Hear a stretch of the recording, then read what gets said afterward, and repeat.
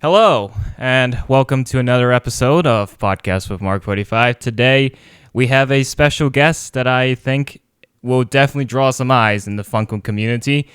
We've been trying to plan this collab for quite a while now, and I'm glad we finally made it work. And the guests are two very special individuals that are running a very important Funko shop, especially for us Canadians, as a lot of Funkos is hard to acquire because a lot of it doesn't go to Canada. This is K-Dog and Fish, who run the store K-Dog and Fish, based in... Ew. They run a store based in Ontario. I don't remember which city. Which city was it? Bracebridge. It's 2 hours north of Toronto. 2 hours north of Toronto. Okay. Mm-hmm. And they also have their website. If you can't go to there, which is usually, I assume a lot of people go there as well to get pops from you guys. Oh, yeah. Yeah. So, yeah, they also have their own YouTube channel. We will put that in the link if you want to check them out after. They do a lot of sick content. They like to talk a lot about the Funko industry as well as just the hobby as a whole. And I want to dive into some of those topics today in this episode as well.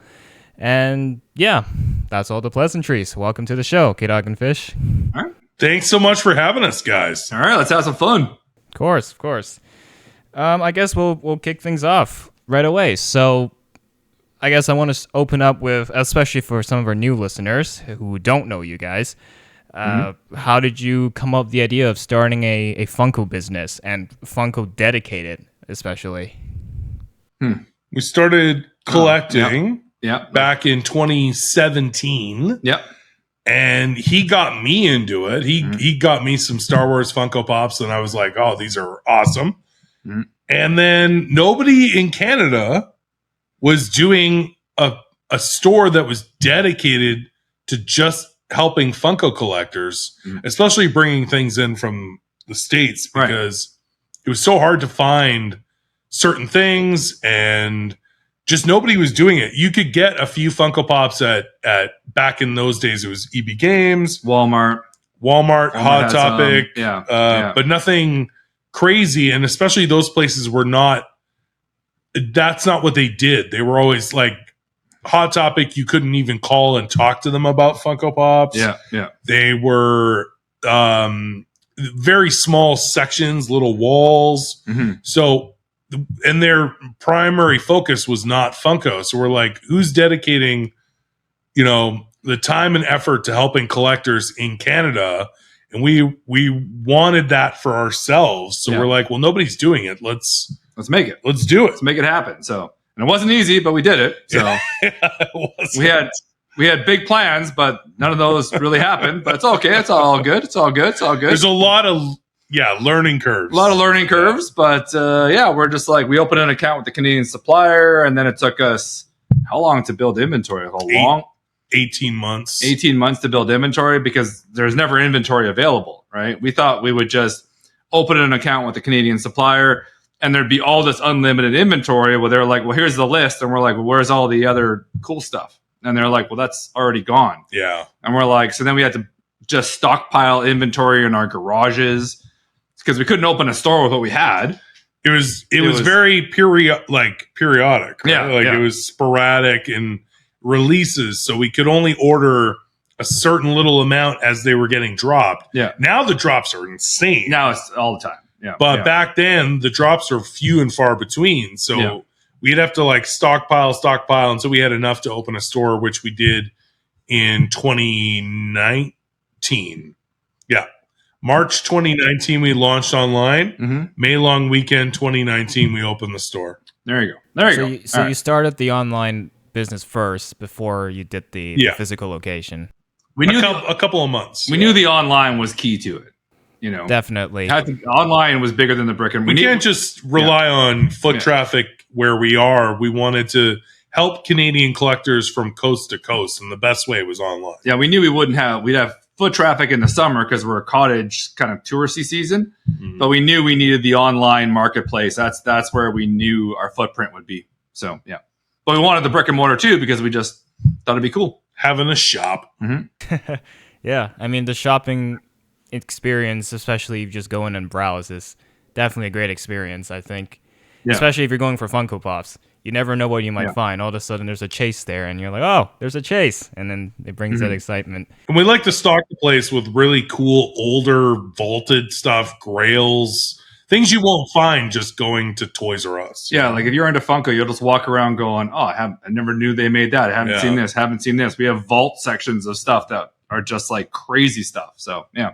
Do you Just have fun like stuff. do you have like a section in the back where it's just all like grails and like convention exclusives? Oh, it's throughout the whole store. All over the place. All through the whole store. Okay. Yeah, when we first opened, it was almost 100% commons, and then as we grew as collectors, we're like, now everybody wants the exclusives. Yeah. So that's when we're like, we got to figure out a way to bring in all the exclusives, and now we're like, what, maybe 20% commons and 80% exclusives. Very little commons. The whole store is exclusives. Like it's all Oh, exclusives. that's smart. Yeah, that'll Yeah, definitely. yeah. But you get the commons anywhere, right? So we're like, let's just fill it to the roof and with exclusives. Yeah. There's a store in our city. I'm gonna give them a shout out right now. They're called Toy Traders. They're a massive toy store, and they have I've heard of them. Yeah, they have a whole section called like for Funko Pops, and they've kind of adopted a similar strategy to yours. Where when I first went, it was just commons everywhere, and they've slowly transitioned into just acquiring more exclusives. And they also do trades, so a lot of people would bring grails or vaulted pops to them, and they'll sell it. And like they have a whole section in the back of the counter where you can just like take a look and see what pops are there. Usually, if you want to get one, you can just ask them for the price, and then I think they're quite flexible with negotiations. But their inventory is massive, so I will say if you do come to Vancouver at some point, I will recommend you to check their store out. You're welcome for the free promo. Nice. There you go. And I love Vancouver, by the way. No, Vancouver's awesome. Yeah. Yeah. I got no problem coming there. Let's go. I have partied hard in Vancouver. Vancouver's fun. Yeah. Have you been to like the touristy spots that usually Vancouver sells? Mostly downtown. Mm-hmm. Yeah. I worked on cruise ships for a while, so I was in Vancouver every week for about 6 months. Yeah, last time I was there, I hung out in that area that the streets were closed, and it was like a walking area. Did it start with a G? I don't know. Not Granville? Is it Granville? Yeah, Does that sound right? Granville. Is it Granville? It was like Granville, maybe? I don't know. I'm not sure. I don't know. So, anyways, I don't know. I think you're Good talking. Yeah, I times. think it's Granville. Yeah. I guess this leads me to my next question, which is like, as you acquire these exclusive pops, especially ones that are really hard to find in Canada. I mean, I'm not. You don't have to share too much if you don't want to. Maybe you sign an NDA or something. But how do you acquire these pops for the collectors to get? Like, I know you've partnered with Entertainment Earth as well as I know some other suppliers that will not be There's named. a few I don't distributors. know. Yeah. It's a lot of the U.S. exclusives are not easy to bring in. Yeah. Yeah. So, But we do a lot. Like we'll order a lot from the Funko shop too, just to get the convention exclusives and stuff like that. But things that we do that we love doing is acquiring older collections and stuff. Yeah. Finding really cool vaulted older stuff, and that's through people trading or buying collections. Right. Yeah. But the more current stuff, exclusives, it's a lot of work and it's a lot of work around, but we do it all through the States. Yeah. That's like, you can't order from the Funko shop in Canada. You can't order from Target. You can't order from even Hot Topic. Won't they'll ship to Canada, but they'll it's insane shipping. Yeah, I've bought pops from Hot Topic and Box Lunch before. The shipping is just crazy. The shipping's It's insane. nuts. Insane. So we do the best that we can to try and get as many of those places that will offer free shipping over a certain amount to help cut costs on that. Yeah. Yeah. In terms of the overall, like bringing it in from the States, not just to give you a heads up. So we have 2 U.S. Basic addresses, or I guess PO boxes. We got an import license, so we ship to our PO boxes. And then when we decide we want to ship, we have to arrange shipping. We have to submit the custom forms, consolidate it all, submit the custom forms, get someone to pick it up, get them to bring it here, get it to bring it across the border. It's a job. It's a job.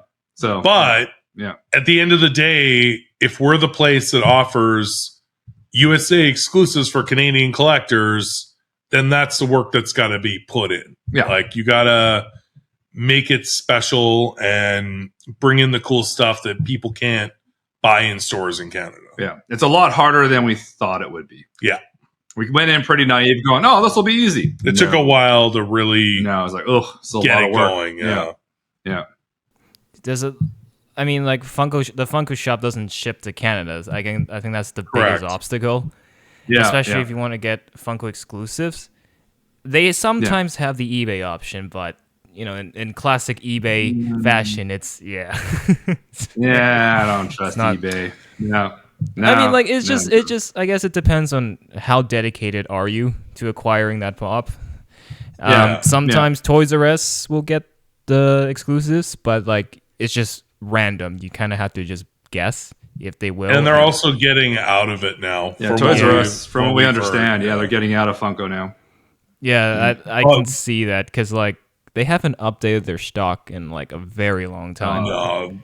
Up here, the sections are getting smaller and smaller and smaller, and it's just And if we can be that place where that we will get the new Funko Shop exclusives and put them on our website, like we just uploaded the Evil Homer Funko Shop exclusive with the maracas, and it's brand new. It's on the website right now. Yes. Like almost sold out, but it's fun. We want to be able to do that for Canadians. It's really tough to try and get Funko Shop exclusives. Yeah.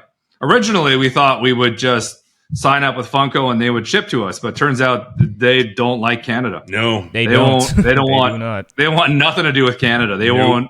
We're like we first were so naive. We opened up. We got a warehouse. We did all this. We were like, we want to be the Funko Shop for Canada, right? That's what we thought. And Funko wouldn't return an email. They wouldn't return a phone call. They just had no interest in working with anyone in Canada. So I was like, okay, well, I guess we're not going to do that, So let's find a workaround. And like that's fair. But you also have like other exclusives too, like Entertainment Earth, right? They we have everything. Yeah, Entertainment Earth, Box Lunch, Hot Topic, Target, GameStop. Because even like GameStop here, it's EB Games, but now it's all GameStop. Oh, it's all GameStop now. Yeah, it's all GameStop now. But they don't get a lot of the USA stuff. In the Canadian side of it doesn't get the cool stuff. It's all in the States. The States has everything. Yeah, for sure. So and so we order a ton of GameStop. Sometimes some of the Funko exclusive pops go to GameStop, but they're special edition stickers, which is obviously not as attractive. Yeah. We get that's another reason why people like us is not only will we get the stuff in, but it'll have the sticker, sticker, that you're looking for. Yeah. So I guess my question follow that up is like, how do you base your prices around the pops then? Like comparing that to the mostly cost? About cost. It's not really value unless we're dealing with vaulted pops. Yeah. We're dealing with older vaulted pops, we go based on value. If we're dealing with brand new exclusives, it's like, well, how much did it cost us to bring it in? Yeah. And then try and find a sweet spot that it's fair for you guys and not shortchanging ourselves. Yeah. It's a real balance. Yeah, it's tough because we also have to deal with everything's in US, right? When we're bringing everything in. So the US obviously currency rate fluctuates, right? Yeah. So it's like, oh, $1 is pretty good right now. And then it's like, oh, $1 sucks, So it's like, but, we'll have to bring in, for example, our PO box has to have one PO box we ship off a skid, and we have to have 30, maybe 35. It's got to be enough to fill the skid. Yeah, like 40 orders there to fill the skid to make it worthwhile the shipping, right? So the price of everything that's in there is kind of fluctuated based on the dollar, on the US dollar. So we just kind of find a happy medium, and that's the price, and we just roll with it. So it works. So we recently did an interview with another retailer previously. They also rely a lot of their foot traffic on the online business. Mhm. And their motto is, well, it's not their public motto, but their mission is to like be fair, still make money, but be fair to the customers. You have to And- be fair. Yeah, Yeah. you can't gouge. There's no, Nobody will buy it. No one's gonna buy it. You know. So, Exactly. So yeah, it's like you said, it's like finding that I guess that sweet spot in the middle to balance it out. Yeah. I guess if you want to say that. Also, I assume there are some exclusives I've seen from your shop that I think I would. Some people may argue that I can still get it here in our local stores.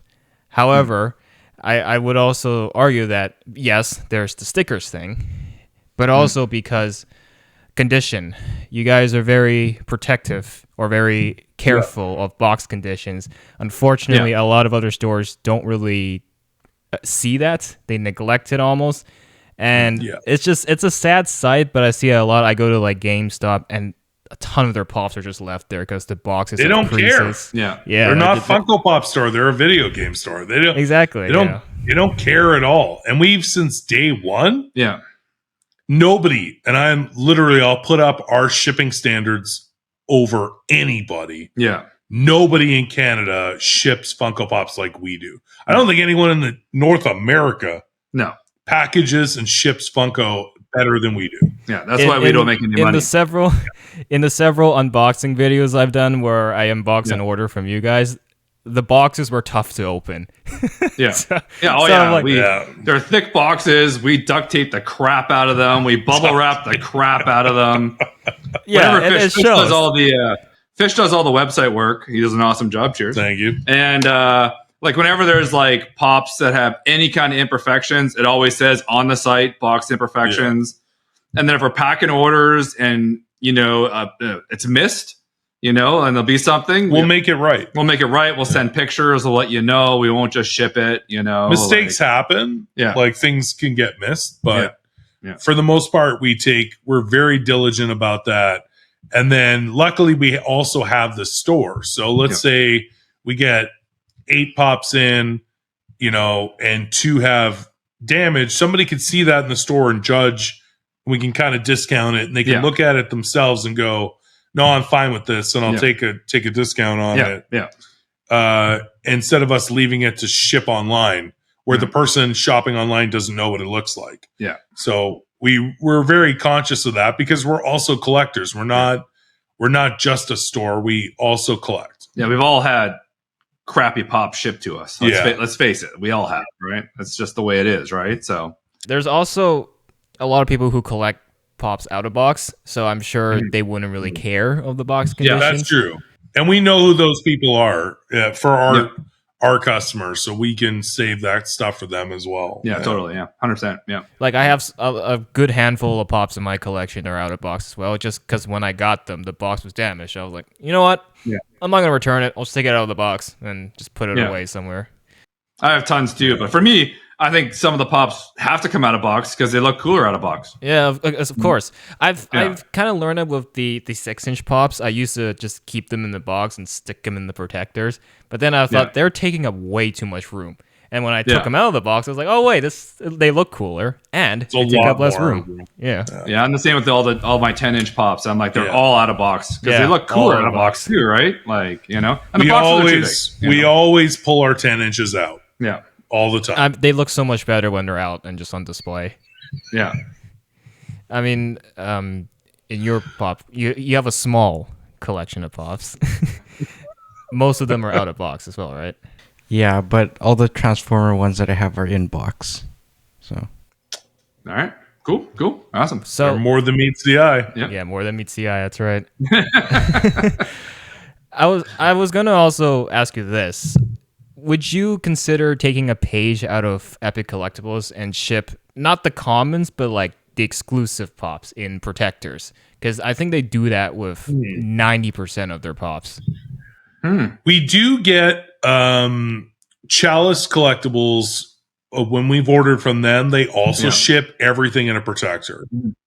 Yeah. I think because of how well we package and ship to people, that it's never been an issue. Yeah. I think I definitely, whenever somebody's bought like a Grail, that's going in a hard stack. Yeah. Extra insurance on that package. Oh yeah. There's no way that's not going to have some sort of protector on it. But just a random exclusive, the way we package and the thickness of the boxes that we use, everything is way above and beyond. Nothing's going to happen to it. So probably not. But when it comes to, let's say, like super high end, a Grail, etc., we would definitely put protectors on it. Yeah, if we went down that road, which is it's not a horrible idea. It's just a cost. We would have to really commit to that idea because there's not a lot of margin in protectors. Like really, we make no money on protectors. Yeah, we have a supplier for it, but we don't make any money on them. They're just basically, by the time we get them in, it's like very little made on it. So if we wanted to do it, we would have to go to the supplier and like do a massive bulk order. You know what I mean? Try and get the price down. Like to get the price down, like we'd have to do like 2 or 3 skids of protectors, which would be a lot of protectors to get the price down enough that we could go, okay, let's not, because we don't want to gouge somebody else, right? Because they're like, why is it this much more? I'm like, well, it's in a protector. And they're like, well, I don't want a protector. And I'm like, okay, so I mean, it's something that's, because you're right. Whenever things do come in from Chalice and a protector, we're like, oh, that's cool. It's in a protector, right? But they also probably buy protectors. I actually think that they have their own brand of protector. Yeah, like they probably get like containers full of protectors. So it's like it's probably zero cost to them. Whereas our protectors, they're great protectors, but they're not cheap. So it'd be hard to work it into the price. And some people would be angry if we try to work it into the price. And some people, like we do have our protectors for sale on the website, and they will actually order a protector and the pop and put in the notes at checkout. Yeah, please put it in the protector. But they're buying the protector and we're shipping it in the protector. Yeah, and our protectors are what, $2 or $2? 3 for $5, right? No, just $2. The price went up. Oh, the price went up, right? So they're $2. Just $2. That's right. They keep everything keeps going up, right? So it's $2 for a protector, right? So it's like, oh yeah. So yeah. I don't know if GameStops at your areas do that, but our GameStops here, they sell protectors too. And I think they charge like $260 something a piece. So yeah, similar. If you buy a pop there and you want to buy a protector, they'll just do it for you. They'll package it for you, but they'll just add like an extra like $260 on your total. Yeah, and just keep it like that. Ours are $2. Yeah. So you guys have it cheaper, which is great. Well, a little bit. Yeah. I mean, also when it comes to, I guess there are some people who are very careful about the condition of the box. I've seen people in stores before pick up a pop and just inspect it and just look at all the corners. Yeah, some people. Yeah, some people do that, which I guess is fair, but again, I think it really depends on the pop as a whole. I mean, this is a great transition because I was going to ask you this next question, which what are some of your top favorite or your top pops, pun not intended, in your collection? Top pops. Top pops. Yes. Now we owe him money. We don't talk about that guy because now we got to give him $2. When you mention his name, 3 million subscribures. Yeah, he's monetizing everything right now. Big name. He's awesome, by the way. We're just joking. He trademarked Tristan. Can't use Tristan anymore. Babies are not allowed. We to owe him another names. couple bucks. Now we got to pay again. Yeah. The top pops in our collections, mine's got to be my Blue Heisenberg San Diego Comic-Con 2015 is like, it's a gorgeous pop. It's a grail. Yeah. And I love that I have it in my collection. Right. I have the weirdest collection ever. If you see my collection, I'm all over the map. Like I finally completed my Pitch Perfect set, which you wouldn't think I'd be into Pitch Perfect, but I love that movie. That's so funny. And what else? I'm also a lot of Batman, Star Wars. I've been clearing out my Batman. I'm getting more into old school Hanna-Barbera now. And him and I are both into movie pops. So like Step Brothers, Superbad, Super Troopers, Talladega Nights, Dodgeball. Actually, this is on my list too. The entire 5 set from San Diego Comic-Con 2020 Anchorman Pops. The Anchorman Pops. Like that's kind of, we're both into movie pops huge. Yeah. So, yeah. Mostly movies. Mm-hmm. How about sodas? You know what? I don't have. I have one soda. I only have collection. one. I have one soda too. I got Ted Lasso. No, I have 2 sodas. No, I have 3 sodas. I have 2 Huckleberry Hound sodas, and I have Jay from Jay and Silent Bob soda. Oh, that's a good one. That's it. Commons or chases? Mine's a common. My Huckleberry Hounds are the cons. Oh, the Blacklight? There's Blacklight. Yeah, I have the common and the Blacklight. Nice. And my Jason Mewes. I think it's a common. I think that's a common. I think. Yeah. I think it's a common. Yeah. And I also love Blacklight Pops.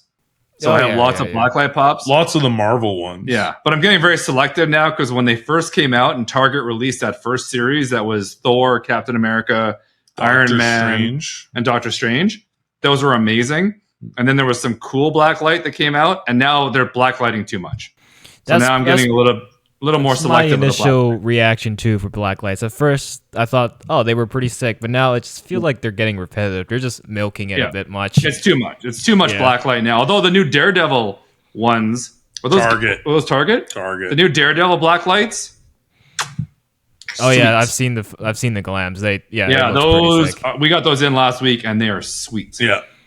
There was also the Phantom Menace ones that came out recently. The retro. The retro ones are pretty Those good. Aren't Blacklight, but they're not Blacklighted. No, they're retro series. Oh yeah, that's right. Yeah, sorry. Yeah, I do like the shading and the paint, like that they do for retro. Yeah, for sure. It's similar to Blacklight, but it's I love the retro series. Yeah.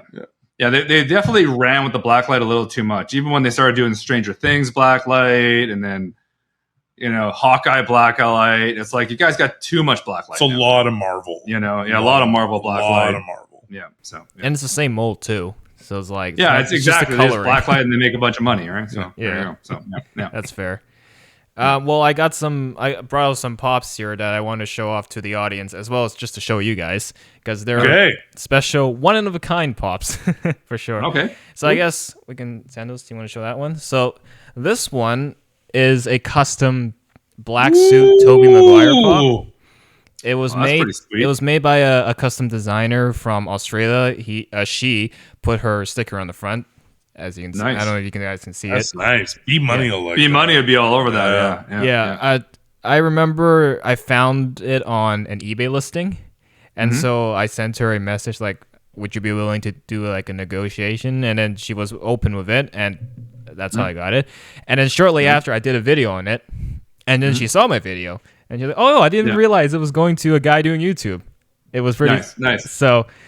She got pretty excited about it because she messaged me right after and said, "Oh yeah, I've only made 2 of them. One I kept for myself, and the other one you have right now." So nice. That's shout out Just a Funko page if you're watching this episode. Nice. And then our next one here, I'm sure. I don't know if you have it.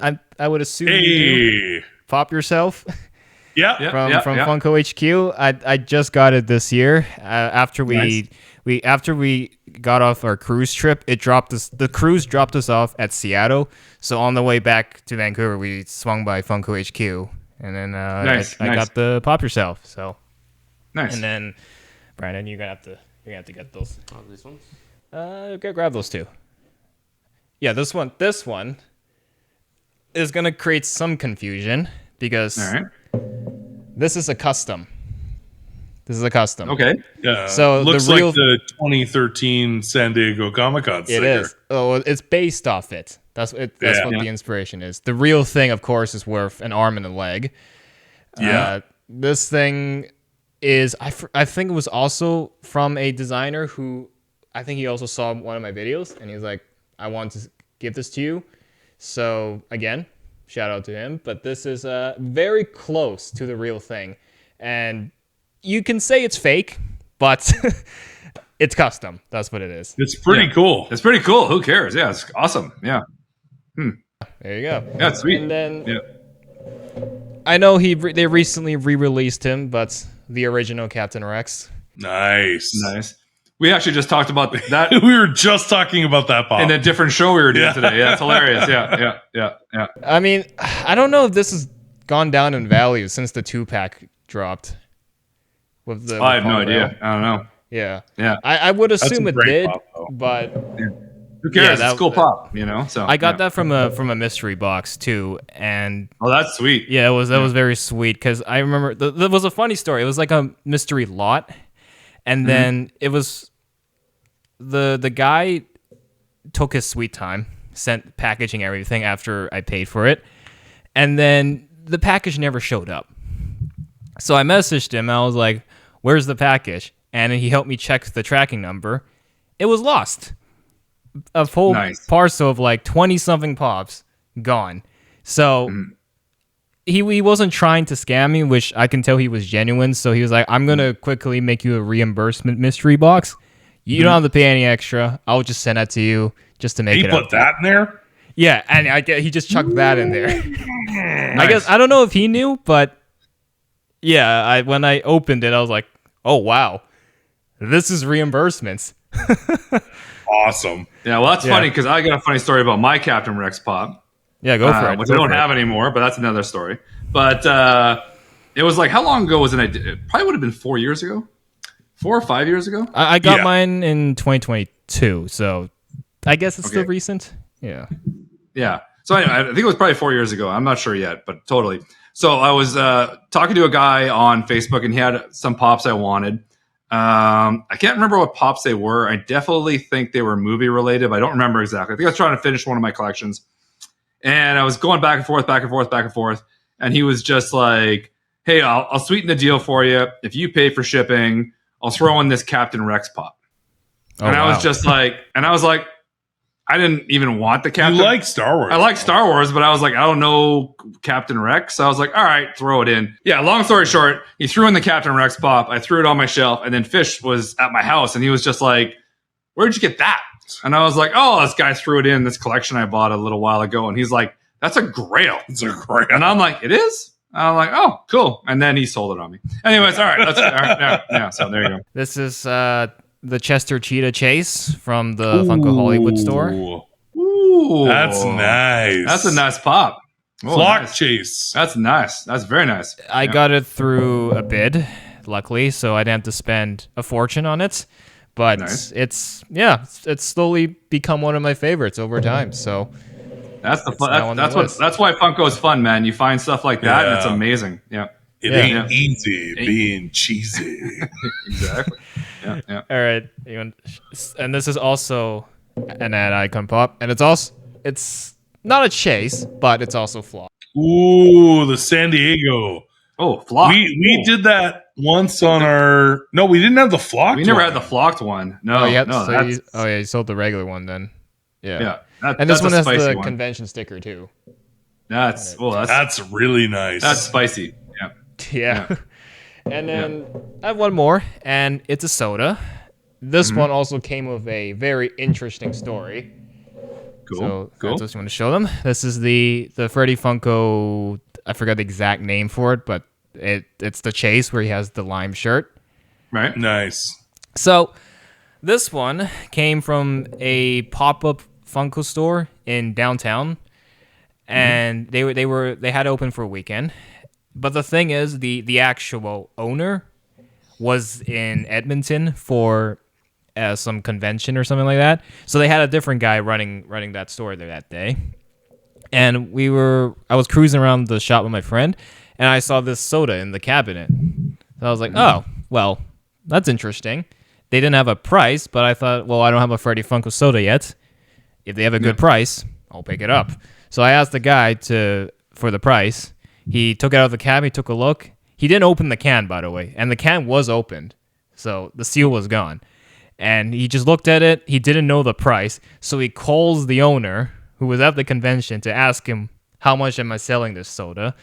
And I think he said it was roughly around like, oh, just give it to them for 60. And then I heard that. I'm like, oh, $60. Sure, I'll take it. Even for a comment, it's not too bad. Yeah. I picked it up, so I bought it. And then a couple hours later, I actually got to opening it. And then, long behold, it was the chase. I was like, oh. Nice. It's the Chase. And then I look on eBay and I just realized actually how much money you got to pay for that Chase. And so I don't know if the owner knew what soda the guy was talking about, but Probably not. I got a pretty sick deal out of it. So yeah, that was a very limited soda. I remember that one. Yeah, totally. Yeah. yeah, so I have a great story with that soda now that when it's sitting in the Got it shelf. for an awesome price. Yeah, get it for steal.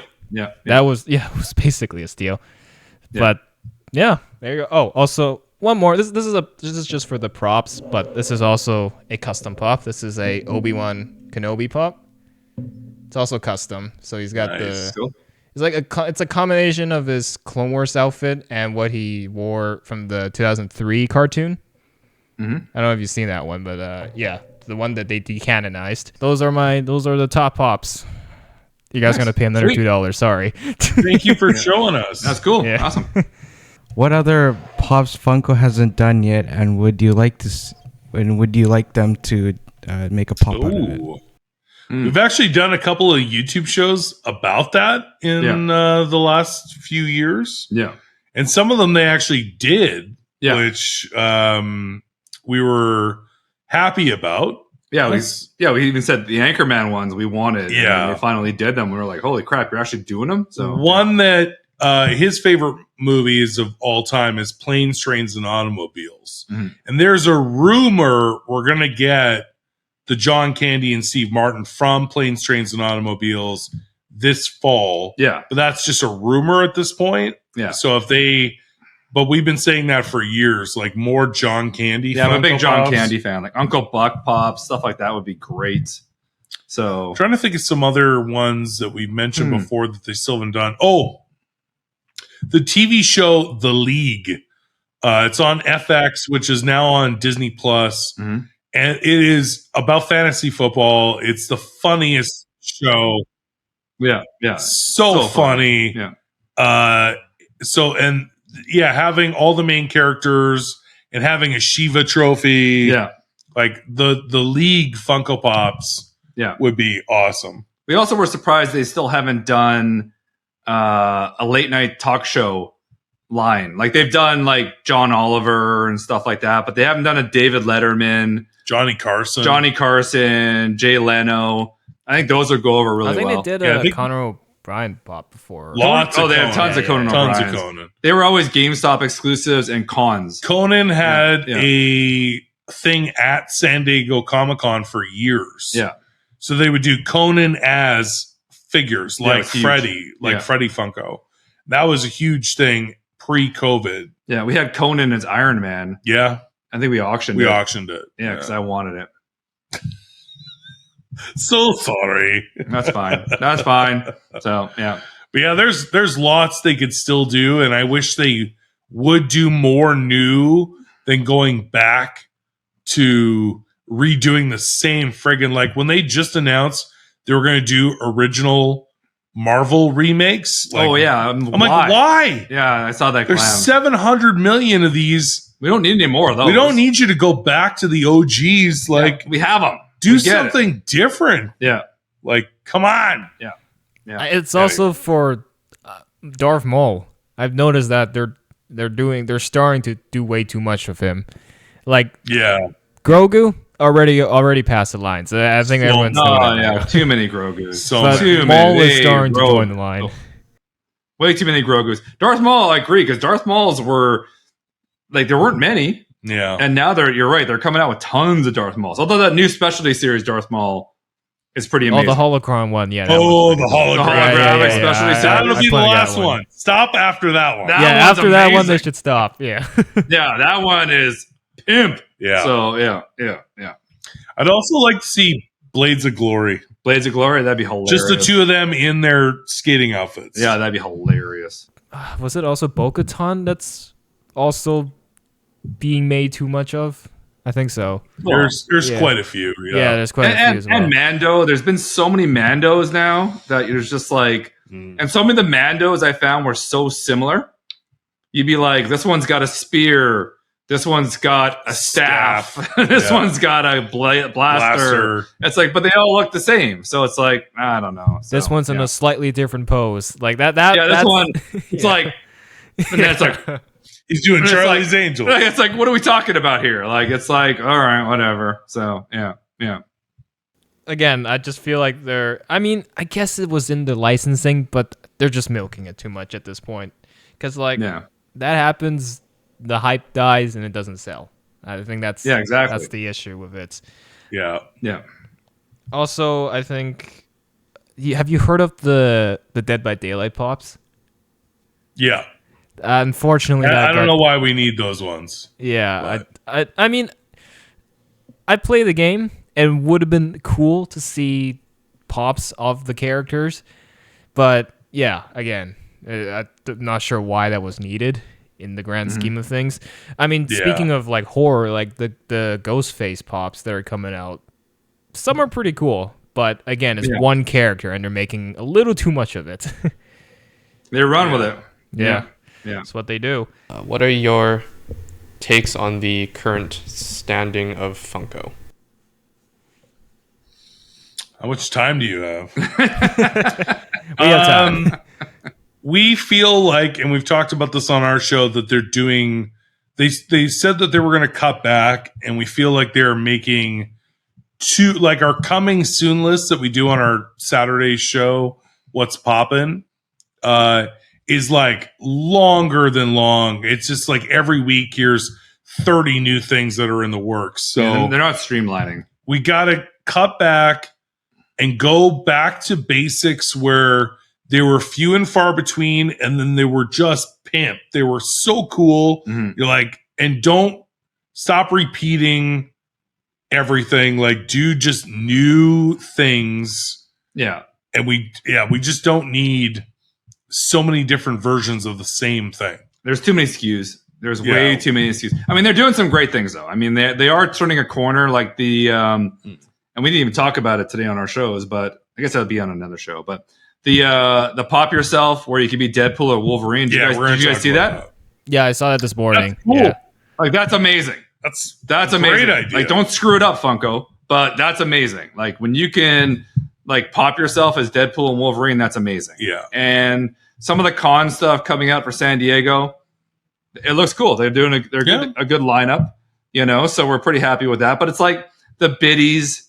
The biddies were everybody were like, oh, biddies, and then a week later they're like, those are stupid, you know. And the headphones, and you know, Headphones, the earbuds. That's right. the earbuds, and the puzzles, and then this and whatever else they're doing. It's so much. And then I think you really got to just cut back. the biddy moments or whatever it was. Yeah, or now there's the Biddy Towns. biddy towns or whatever. It's like no, or like deluxe moment. we're Yeah. good. Like just stick with Funko. The Just do Biddy Funko. Pops are also more pricier than regular Funko Pops.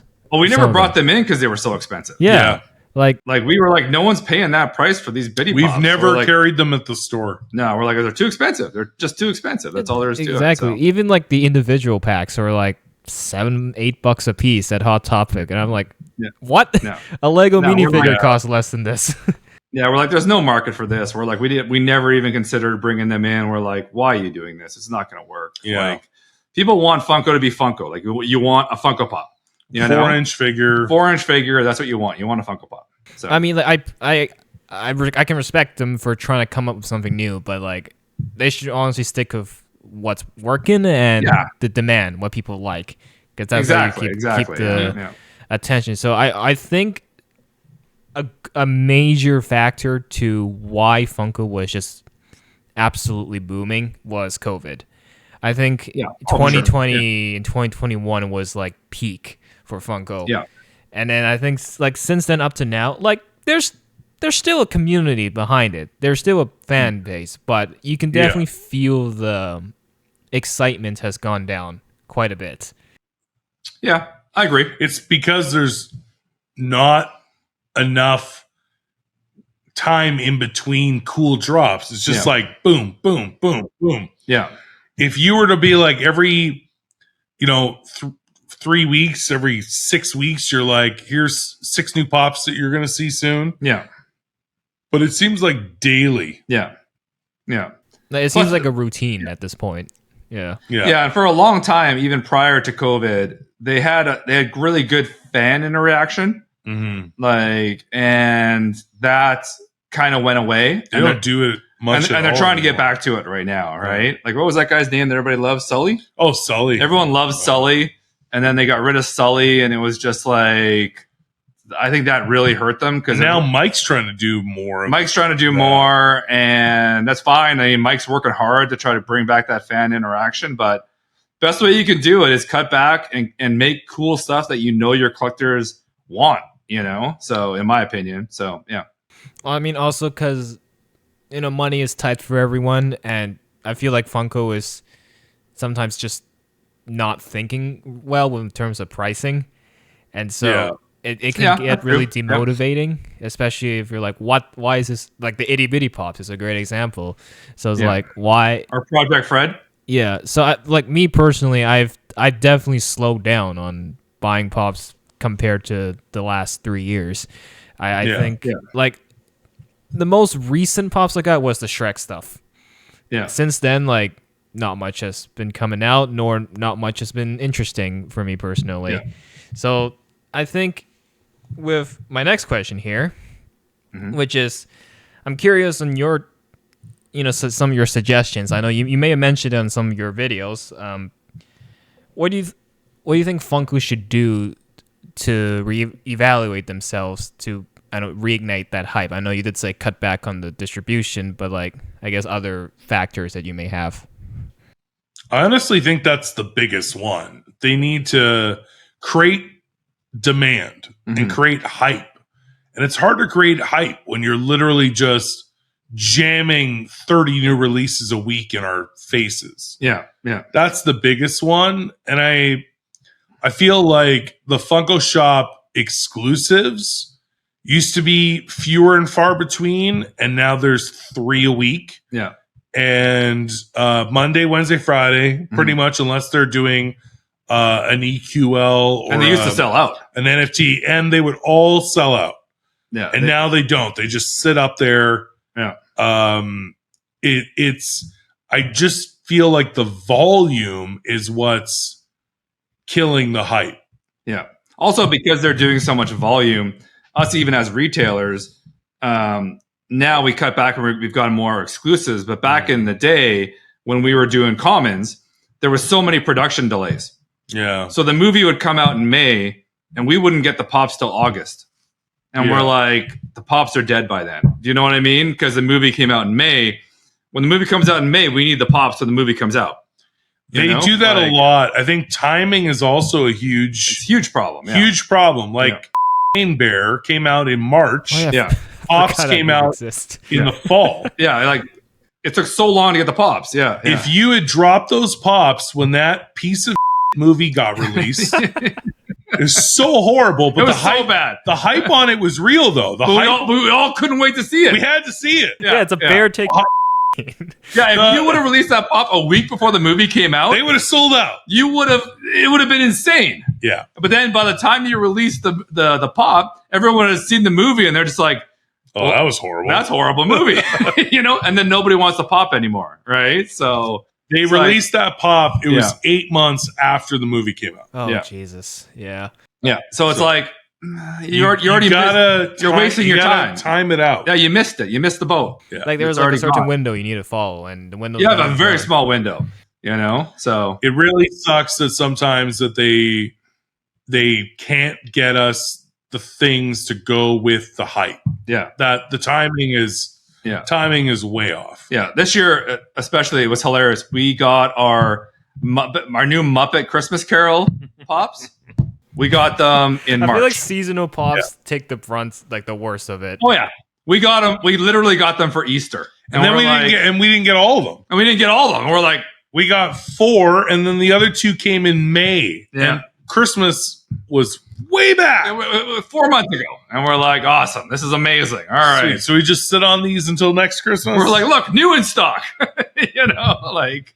The Marley Brothers. Yeah. Oh, great. Yeah. So, yeah. Actually, we sold out of those. Those we did sell. Those we sold out of. But if you're looking for a Kermit from... we got a lot of them. Christmas, we got a lot of them. So, give us a call. Yeah. There So, you go. yeah. If you want one. Yeah. I mean, yeah, like when the Windows, it's not just Pops too. I see this a lot with other products too. Like apart from Pops, I do also collect a lot of those high-end collectible figures. Those Like sideshow collectibles? oh no, like life size. I'm talking about like articulable figures, but a little bit more on the high end. So Like Hot Toys? somewhere around, yeah. Do you know Hiya Toys? No. Oh, I've heard okay, of well, that. it's similar product to that. They get revealed like just like Funko does. They reveal, oh, this is our new toy that's coming, Yeah. and then they don't actually ship it out till like a year and a half later. Yeah. It's like That sucks. Yeah. super delay, and so I guess to keep and build hype, they're like, oh, you can pre-order it now. That's great. I can pre-order it, but I ain't gonna get it right away. So like, Yeah. They're using the pre-order money to fund making, Yeah. and they know how many. Yeah, if you pre-order, They're do gonna you got to have to pay make. for it now, or you're just reserving it on the pre-order? I mean, Or you gotta pay for it. I guess it depends. I mean, has Funko ever done pre-orders for Pops, or it's just been like on? Oh, they do. Yeah, They're they doing do. them They now. do pre-orders. Yeah, like Project Fred's a pre-order. yeah, but only by a few weeks. Yeah. The NFTs, that's a big issue for us with Oh yeah, the delay NFT in- Pops. Yeah. in the Yeah. release versus redemption and then shipping them. Yeah. But the Jason Kelsey exclusive I was was gonna a say that. pre-order, but Yeah. that's a smart pre-order Yeah. because it was literally a pop culture moment that happened. Yeah. The next day, they just rushed like a glam and a pop Mhm. just to go, you can pre-order these now and they'll ship in July. Yeah. And that's worth it because you're like, Yeah. you can't capture a pop culture moment in history and then have the pop ready. Like that's, there's no way you could do that. Yeah, I that mean, Jason Kelsey thing was nice. and it was awesome. Like we just got them Yeah. and they are fantastic. But that was a pre-order moment because they just literally said, oh, this was viral. We should do a Funko Pop for it, but we have to actually make them. Well, they did that too for the So they Dunkin' did a Donut. pre-order Donuts and the Dunkin' Donuts. right away for the Super Bowl commercial, which is awesome. Yeah. That's amazing they did that. So that's good. Funko, it's good they're getting on that. You know? That's smart. Something Yeah. smarter they're doing in 2024. Yeah. I mean, you guys used to do pre-orders as well, right? But like you've stopped now. We had to Had because to. the delays and Yeah. people were like, "Hey, I paid you. Where's my Yeah. Funko Pop?" And we're the like, problem is because we're small guys. Back when we had pre-orders, people would see them at the mall. They'd see them at EB Games. They'd see them at Hot Topic and go, "Well, these places already have it. Why big don't box you have stores it?" would get them first. And we're like, "Yeah, but they have a U.S. They're a conglomerate from the U.S. basically." Yeah. So they're getting their stock from the U.S. We're in Canada. We're waiting on stuff. So people would constantly cancel their pre-orders, which we understood. We had And no then we got to problem. refund it. We refund them. We have no problem with that. Yeah. But at the same time, it's like we kept getting crapped on, and we're like, we have no control over Canadian It's distribution. all Funko. So we had to stop doing pre-orders. So, which people weren't happy about. But the thing is that when you order online from us, you just get it. Yeah, we have. There's it's no in stock. waiting. It's in It's- stock. It's here and we ship it. Yeah. I mean, Yeah. yeah. I mean, from the times I've ordered from you guys, like shipping has always been very consistent. And even though I'm on the complete opposite side of the country, within a week, Yeah. it's here. So like, Yeah. We have a really good business account with it's an expedited business account with Canada Post. So no matter where you are, like if you're in Ontario, you're getting it next day. it's almost like Amazon Prime. And then out west, out east, a few days, definitely less than a week. There's a psychology factor to it when people order something, they're like, I can't wait to get it. So Yeah. like the fact if you're able to find a solution to, get the satisfaction done right away for a customer, I think that's already a good motto and a very good motivating factor for people to come back to your store because they know, oh, they're going to get their product soon. So I guess And it'll be packaged well. Yeah. Like, and it's people being packaged know well, yeah. that we ship well and we'll ship it right away. Yeah. Exactly. Yeah. So this next topic, you've been very vocal about in your videos, and I've actually wanted to elaborate on a little bit here, which is Funko sodas. The big topic that it's. I can tell Funko has noticed its decline, and they are definitely trying to reevaluate how they're doing it for sure. And so I'm curious on your take, because obviously I remember this video you guys did, which is basically Funko's doing too much sodas, and the fact that they're turning something that's usually not too hard to get into like common toys is the big issue. So my question is really like, your opinions on the status of sodas as of this time, just like what they're doing with it. They shot themselves in the foot when they started doing non-limited piece cans. As soon as you started doing just willy-nilly Commons. So many commons. like 8, 9, 10 figures from a movie or a TV show, and no limited piece count, and you're just jamming all these common sodas, that's where they got greedy. Yeah. And the price point, like when you're buying a Funko Shop exclusive soda now, it costs $3 more USD than a Funko Shop exclusive Funko Pop. Yeah. And like, how do we get a soda and then charge more for it than a pop? Yeah. It's not fair. And on top of that, so I feel like the price and the volume killed them. And what we're seeing now is no common sodas. Yeah. Very limited Funko Shop exclusive releases, and then definitely for conventions. Yeah. So C2E2, we saw the Jiminy Cricket. We're getting very limited sodas there's 2 Freddy ones for San Diego Comic-Con. Yeah. There's just limited into conventions mostly. Yeah. That's perfect. Yeah. That's how you get people into sodas again. Yeah. Is doing them very limited and keeping a limited piece count.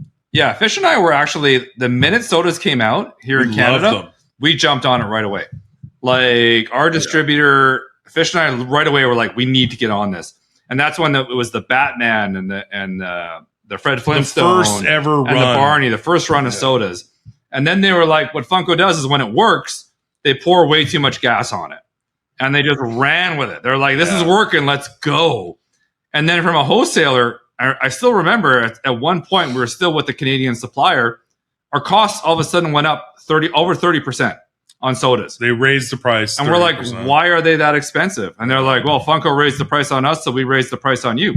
So then they had to raise the price on Funko, where they became way more expensive than a Funko Pop. Yeah. And then all of a sudden they're releasing, like, I think when they did all the Black Panther, Wakanda Forever sodas. That was, And all the Shazam. The Shazam sodas. The second Shazam. Oh, and Guardians. And Guardians. They did too many Guardians. Spider-Verse too. Yeah. Spider-Verse. Yeah. There's just 1,000. And they just killed it. They killed the market. And no limited piece count. Just generic common cans. And they ruined it. They ruined it. They just too much. I love sodas. They're so cool. It's so much fun to open. Yeah. Make them limited. Yeah. Limited. So, for sure make them limited, because there's also like the fact that some people don't care about the commons. They're here for the chases. So when they get the commons, it's just left there to rot. And that just, I think that definitely hurts the cost as well for the production. And yeah, definitely I agree. Well, like I just see like a soda for every single character, even like the minor side characters. I'm like, is this really necessary? Like, well, Shazam was the worst, man. Like, like why do you need that many Shazam? Was 8 or 9 different. It was like, no, characters. Nobody wants these. This is dumb. Yeah, and especially I feel like they're not doing enough of what people actually want. Yeah. For example, like I remember there was a alleged leaked list of prequel sodas that actually got some excitement, because there was going to be a Captain Rex soda, there was going to be like Anakin, Obi-Wan. That turned out to be a hoax, because that never actually became official. Yeah, that never happened. Yeah, but if they actually did that, I feel like that would definitely create some hype, because people are like, oh my god, I want to get that Anakin chase. Or like, you just got to do it limited. Like if they did an Anakin Funko Shop exclusive limited 5,000 comes with a chase. That's how you do it. Yeah. For sure. Don't do 18 of just every single character from one movie. everything that nobody cares about. Like, seriously, like, what are we doing? Like, Also, I mean, the soda cases as well as the giant big sodas are pretty cool, and I think those are more limited. So I think those also sell. So I think they need more of that rather than just putting out toys. Essentially, that's what it feels like at this point, less than collectibles. And it was weird with the 3-liter sodas, though. The Wampa came out, right? that was cool. And the Wampa sold out right away. But then they did the Vader, and the Vader never sold out. Like, it was always available. So it was kind of like, I don't know if 3-liter had its time, too. I don't know. I like the 3-liters. I love the Wampa. We have both. We have the Chase and the regular. So. They haven't done... Yeah, they haven't done 3-liter in a while. 3-liter in a... Yeah, it was like conventions last year, and then they kind of stopped. But they also started doing too many again. They did Maleficent, and they did Evil Queen. Yeah, and Juggernaut, and it was like, yeah, I was like, I don't know. Then they, again, pour gas on it, right? So, Groot. Yeah, the Groot. Translucent Yeah. chase. So. I think the reason why the Vader wasn't selling so well is just an upscale of the regular one. So people, it wasn't very cool. Yeah. So it's not nothing. I don't think it's anything that special. Like the Wampa, that's the first time you get a soda of the Wampa. I agree with that. Yeah. Actually, you know what my favorite was? Is the Hulk, because the chase was Red Hulk. Yeah, that was cool. That was cool. That was a cool 3-liter soda. That was cool. Yeah. I agree with that. Yeah. I feel like if they did, I think a really good theme they should do is monsters as well as Transformers. I think they fit really well as big 3-liter sodas, especially with like monsters like Godzilla or like I don't know if they're gonna do other ones, but like those will be great as 3-liter sodas. Yeah, for sure. Yeah, but your point with the Vader is like what B Money always says, because B Money's more of a designer and stuff when it comes to things. He's always like, they're cheaping out on the artwork, you know? They're cheaping out on the molds, you know? You got to make it more exciting, you know? So, you're right, not just a regular mold. Make it cool, make it exciting. So, yeah. Also, and I think the cases are great as well, just because they're also limited. We recently did an episode. Really hard to open. Yeah, they are. We recently did a video where we unboxed the X-Men 97 soda case. That was pretty cool because they were limited. You don't see I haven't seen those in stores since. So I feel like they need to go more of that direction. So I'm not saying like kill off the entire soda industry as a whole. I mean, as you said, everyone was on it at first. Yeah. So rather than killing it off completely, unlike the board games and some of the other stuff, like they should pivot more to doing stuff like a limited quantity, as you said. And exactly. I think if they continue that, there is a chance they could reignite that hype. Do you have any like ideas similar to the question earlier, like what sodas that they haven't done yet that they should do? I think they did them all. Pretty much. Pretty much. I don't know. I don't know. They've done so many Marvel. All those Star Wars ones you talked about would be amazing, right? Because they really haven't. They haven't really dove into Star Wars that much. Well, they have. No, not we really. got a little bit. I the guess. Boba Fett, the Luke. Yeah. They've done actually quite a few Star Wars ones, but not going. Should they do like music sodas? They've done Jimmy and stuff like Guns N' Roses or something. I don't know. The soda market's weird. I don't know. Cause it's gotta be a cool figure and then put some freaking effort into the chase. But I also think that people like the boxes. People like the boxes. I don't like glow in the dark chases. It just feels so lazy on that It's part. lazy. It's lazy, yeah. I mean, same with the metallic chase. The glow is the laziest for sure. The glow is the laziest. Yeah. Metallic chases are lazy too because it's like great. I don't even like diamond chases. I think diamond chases are also lazy. The glitter. Like I want a chase to be a completely different mold, in my opinion. Like make it a different mold, and then it's like that's a value chase. I don't want to see Jessica Rabbit, which was a soda. Yeah. And the Jessica Rabbit soda glitter chase was glitter dress. I'm like, whatever. Like, whatever. Yeah. It wasn't great, like I think like the best chases, as you said, different molds, or they just have to look very different from the common, that you can tell that it looks different. Different outfit, bloody, like just a completely different, like the Patrick Bateman soda from American Psycho. The chase, he's wearing the raincoat and covered in blood. Yeah, that's cool. A completely different chase. Yeah, and it was gorgeous. Yeah, exactly. Yeah. Also, the Poe Pop that came out recently, the chase was like a Jade version of The him. Jade, yeah. That one was pretty sick. Yeah, that was specialty series. I think that specialty series. Yeah. Poe from Kung Fu Panda. Like, it's the same mold, but you can tell it's obvious that it's different. Yeah, those but are the Jade. good chases. That's totally different. Yeah. They didn't just put a towel on him or something. Exactly, or made him glow in the dark. Or made him glow in the dark or something Noodles. stupid. Yeah, or eating noodles or whatever. Well, that'd be a different mold, but no whatever. So Gotcha. Yeah, for sure. So, that leads me to ask you then: have you ever sold? I mean, I haven't really seen it on your website. Maybe you just sell in store. Which is, have you ever like sold chases as well as signature pops?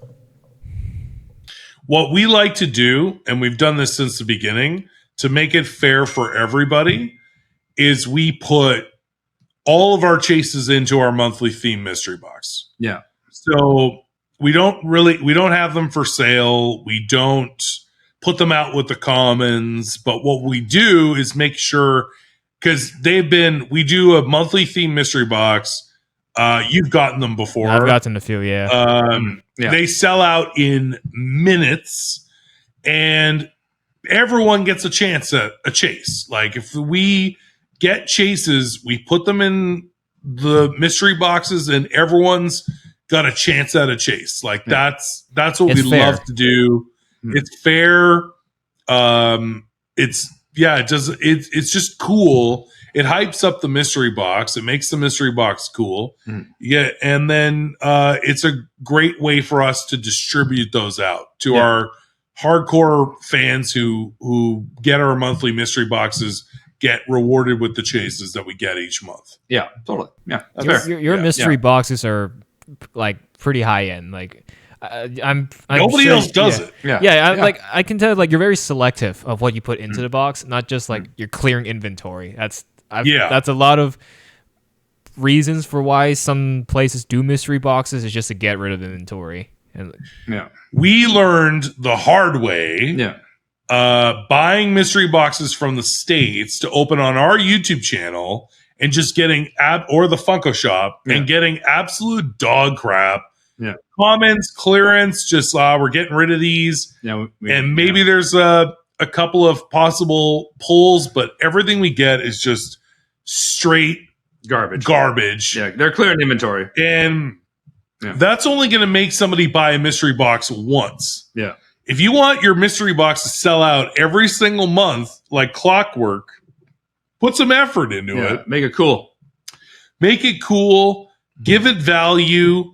No clearance, no commons, no garbage. We literally try and make every mystery box a banger. So no matter who gets it, they're getting something cool and they're getting value over what they paid for it. And that's really more of less of us, we got to move things, than it is we're rewarding people who shop with us once a month with just getting this valued mystery box.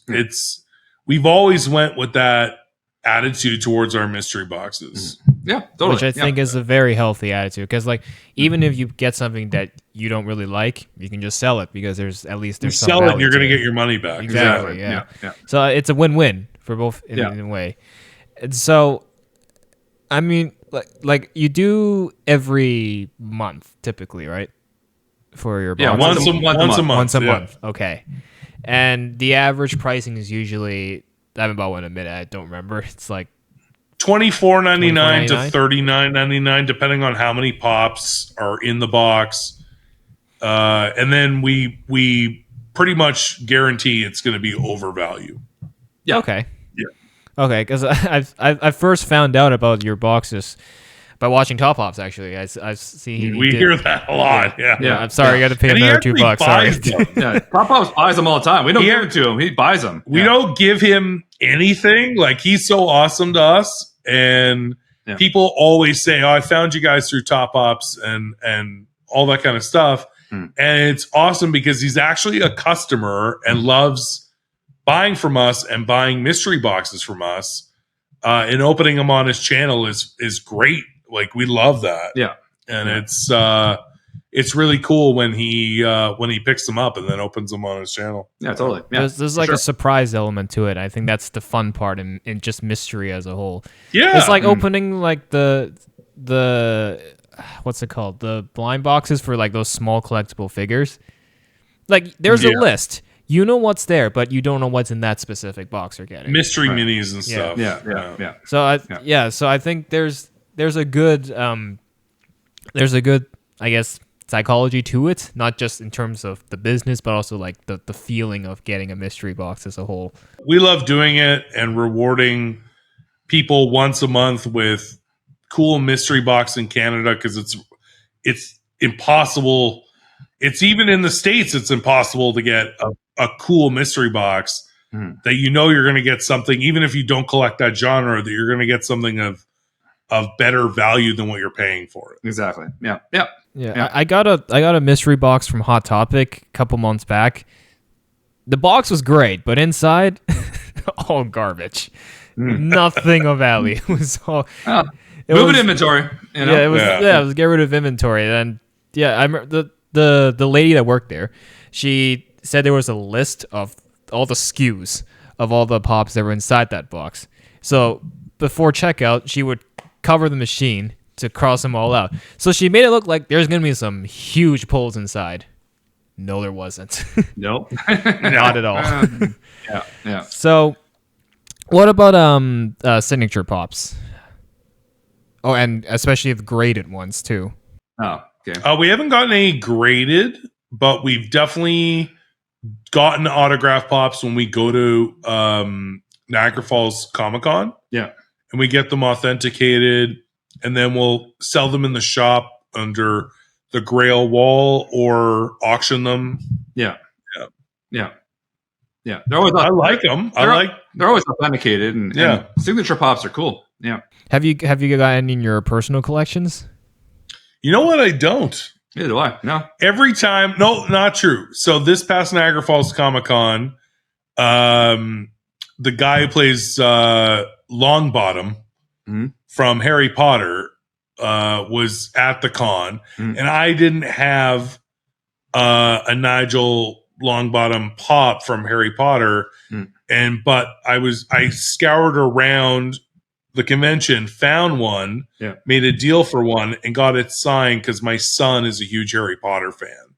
So actually, the only signed pop at my house is his Neville's. I don't know. I said Nigel. Yeah. Neville Longbottom. I was gonna say I don't watch Harry Potter. But I don't know who but you knew I was wrong. I knew you were wrong, but I was like, all right, let's go. Neville Longbottom. Yeah. I think the actor's name is Nigel. Maybe I'm wrong. Anyway, it doesn't matter. Yeah. Either way, Neville Longbottom pop is the only autograph pop in my house, and it belongs to my son.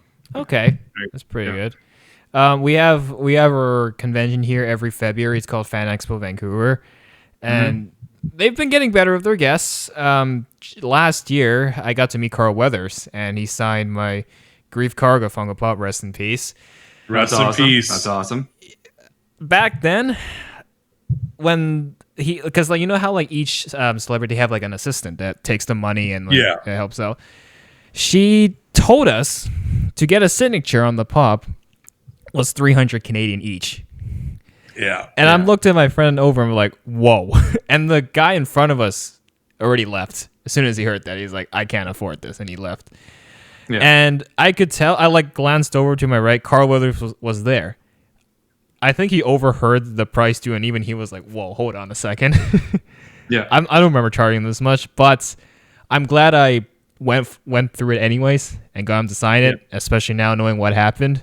So that has, from what I originally thought was the dumbest decision I've made there, has now been, oh, thank God I did it.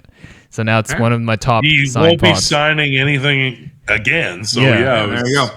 My brother, the same, Carl Weathers, was at the Winnipeg Comic-Con. Yeah. And it was a few months before he passed away. And he pulled the trigger and got his something. I don't know if it was his Apollo Creed or... Or if mine it was like Grief Karga. a Grief Karga, Yeah. but he got Carl Weathers' signature on it. But it's funny that when we go to cons, sometimes, not everybody, but some of them, it'll be this much to charge for their signature, and it'll be this much to charge for their signature on a Funko Pop. Yeah, that too. Some of them will charge different. And sign a picture is different. Or anything. 8x10 or whatever you want. Yeah. Anything. You could sign a t-shirt, a poster, a little 8.5 by 11 or whatever. Yeah. That's fine, but they'll charge more to sign a Funko Pop. And I'm like, your signature is your signature. Just freaking sign it. Not all the actors are like that, but some are. Some are for sure. And I remember even for photos, like they have like photo ops, like the websites are not accurate. You look at the website to see how much it'll cost for this signature, 80% of the time is wrong because it's actually more, as you said, because there's a whole extra fee if you want to get a pop signed. So I guess just any advice for anyone who's planning to attend these conventions, just take the prices you see on the websites with a grain of salt and bring a little extra cash. It's definitely, they won't announce that, hey, it's more to cost to do a Funko Pop. We actually, that happened at Niagara Falls Comic-Con with Chevy Chase. Mm-hmm. Yeah. Chevy Chase was a certain amount, and it was high for his signature. We brought a Clark Griswold Pop to get signed. Mm-hmm. And then when I was actually talking to his handler, they were like, no, it's going to be $240 for him to sign a Funko Pop. And I'm like, holy Jesus. I'm like, dude. Yeah. And we actually decided not to. Yeah. And didn't do it. Mm. And then I went to see, what's her face from Back to the Future? Leah Thompson from Back to the Future. And her price was $60. Yeah. Funko Pop, poster, whatever, merch, whatever, $60. And I'm like, I'm going to go see Leah Thompson and get her to sign this Back to the Future Pop because it was ridiculous that he was charging an insane amount already and I was willing to do it. But on a Funko Pop, he wanted to charge $240, and I was like, "Come on!" Yeah, no, but it's on the other end of the spectrum. There are some celebrities that will make your money's worth. I had a My Hero Academia pop where I met it's Asumi, and I met the woman who plays her, and it was $60, similar to yours. And yeah, she took her time scribbling all over it. She drew really nice pictures, her signature, and then she wrote a quote, and she even had like a 10-minute conversation with me. Like, I felt like, yes, my money was worth it at that point. That's worth it. Yeah. Mm-hmm. Yeah, for sure. Yep. The same thing. I met Edward James Olmos. He was in Battlestar Galactica. Like, our age, you guys are young. Yeah. Our age, he was on Miami Vice. American Me. Yeah. He is great. Movie, TV credits, love, and we had a Battlestar Galactica pop, and he was relatively inexpensive to sign, $70. Yeah, but he just took his time chatting, asking my son questions, and just shooting the shit. Like it was really, really cool just chatting with him. Well, Giancarlo last year, Giancarlo made our con. Like he was crazy. Everybody couldn't believe Giancarlo was there, and he came in. He had a whole scene when he came in, and he walked to his table in like holding a darksaber with 6 stormtroopers behind him. It was crazy. He had an aura with him. It was like everyone lost their minds. Awesome, and he was nice to everybody. Yeah, I met him this year. He came to Fan Expo this year. I got to meet him, and I took the photo ops with him. I handed him the lightsaber I had since I was a little kid. I was like, "Would you like to hold it? Because it'd be pretty cool if he held my lightsaber." And then he's like, "Yeah, give me." And he just starts striking different poses. It was so cool. He has a great personality, and he's in the new Captain America movie. So I saw that in the trailer. Yeah. So it's gonna be great. So I just think the whole like signature aspect is just a great addition to Funko as a whole. It's like two different worlds, because obviously signatures apply with like TCGs and other collectibles as well. So I'm glad like Funko is able to be integrated into that industry as well, which helps the business as well as just hype. I think the top thing that these, besides like maybe a picture, the most thing that they sign, they tell us, is Funko Pops. People just bring. Yeah. That's one of the top things that celebrities sign now is Funko Pops. Yeah. Have you ever thought about expanding to other hobbies or switching from Funko entirely and doing something else? Like, we collect different things in our personal lives. Yeah. But as far as a business, we're very pop culture based and love Funko, but I don't think we would branch out business wise into other collectibles. No. The stuff that I collect outside of Funko, like I collect Air Jordans and I collect Lego. Yeah, Collector Series Lego, especially Star Wars Collector Series Lego. So, but I could never make a business out of that, so there wouldn't really be anything there. And the Air Jordans, I only collect certain Air Jordans, and I never want to get into the sneaker game because that's a market I don't want to go down.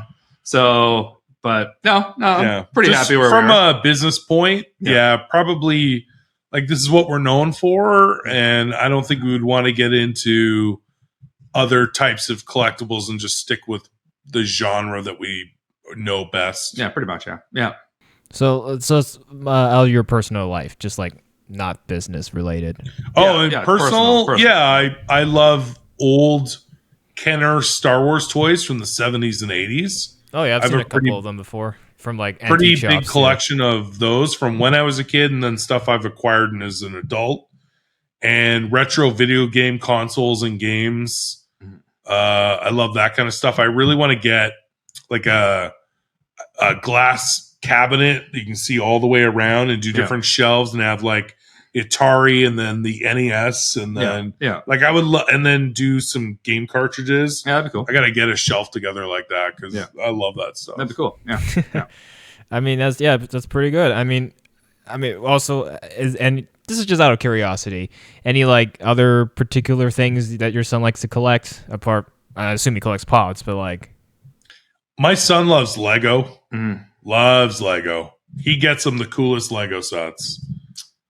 Pretty picky about what I buy him. Yeah. I mean, any like favorites recently? Because I know they've been coming out with a bunch of like cool stuff, like the Sauron's Tower from Lord of the Rings, and that's pretty sweet. Yeah, that's pretty cool, actually. Yeah. There was another one recently that you and I were. They were. Oh, the Jaws boat. Jaws boat was cool. That's kind of cool. Yeah, Lego's going in a lot of cool directions. You just got to pick and choose your battles because you got to figure out where you're going to put it all. Yeah. Like I'm officially out of space, so I don't know. So, yeah, I'm kind of like I want this. I'm like, where am I going to put it? So, I keep putting up new shelves in my son's room for all of his Lego. Yeah. So yeah, that's pretty good. Well, one more question. I just thought of this now. Okay. Your thoughts on what was the Funko video game called? Funko Fusion. Yeah, Funko Fusion. Yeah, we did a whole show about it. Yeah. I think it looks, the gameplay and the clips that they've released, they're actually going to do a full-on booth for it at San Diego. I think people will be able to test play. Yeah. Which might drive more sales and pre-orders because it releases at the end of September. I think that the pop integration itself is really cool, that you can buy physical pops that are only in the game. Yeah. Our biggest problem with that was that if you're making a pop you've never made before, which one of them was Kurt Russell's character from The Thing, which is an 80s, late 70s, early 80s horror movie. Early 80s, I think. Yeah.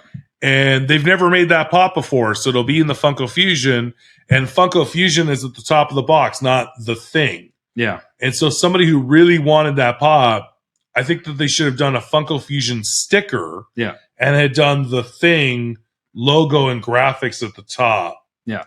That's probably my biggest complaint. I think that the game itself will probably sell well because it's from the makers of the Lego video games, which are very successful. I'm interested to see how it goes. I make fun of it a lot. You do. I like making fun of the video game. He likes making fun of the fact that it doesn't exist. Because they announced It'll never actually They announced come it out. so long ago, and everybody just forgot that they were even doing this. They did put out that, Yeah. I think it was $100 million video of this game, and everyone lost their minds, and then everybody forgot because it was 6 years ago. So I always make fun of that. So we're all optimistic about it, but It's pretty funny. I mean, I agree with the Pops. The Pops, they should have reversed the titles. Should have reversed it. But I mean, hey, they're trying something, so hopefully it Yeah. works.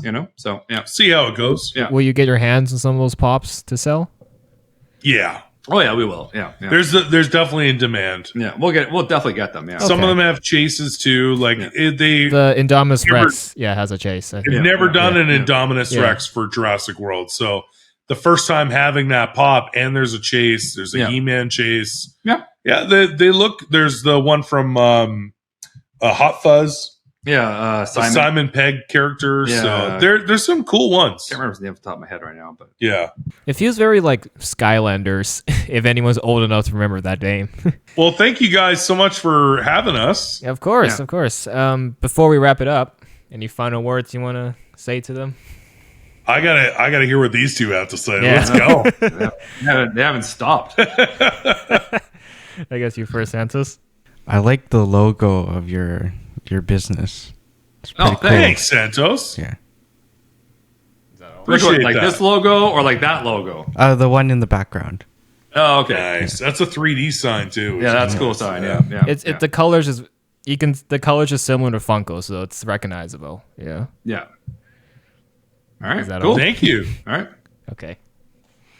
Yeah, so personally, I'm not actually really into Funkos. I don't actually own any Funkos or sodas, so a lot of the stuff we talked about today kind of just went over my head. But I did enjoy listening to you guys talk about like business logistics, like how the States is easier to get Funkos, and then Canada there's always like distribution problems and like delays and stuff. Oh yeah.